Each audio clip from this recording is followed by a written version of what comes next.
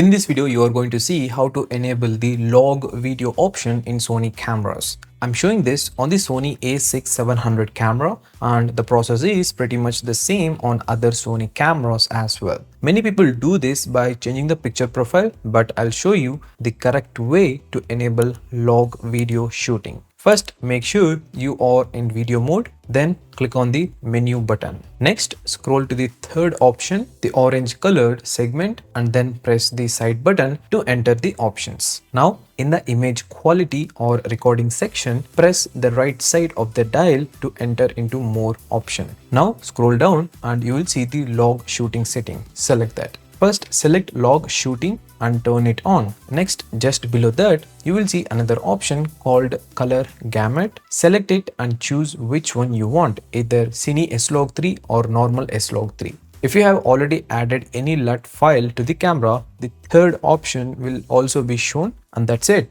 You are now ready to record videos in log mode. These are some other Sony camera related videos that might be useful for you. Like, share and subscribe for more videos like this.